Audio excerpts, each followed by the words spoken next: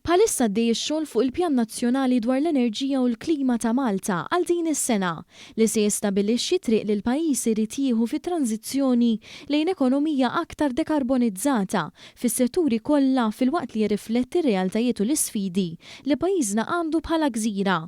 Dan ħareġ waqt laqgħa ma' delegazzjoni mill-Kummissjoni Ewropea fejn il-Ministru għall-Ambjent u l-Enerġija Miriam Dalli spjegat fid-dettall il-pjan tal-Ministeru f'din it-tranzizzjoni lejn ekonomija ħadra billi l-pajjiż jibqa' jinvesti f'sorsi tal-enerġija lotfa u jkompli jappoġġja miżuri li jiffavorixxu politika dwar il-klima.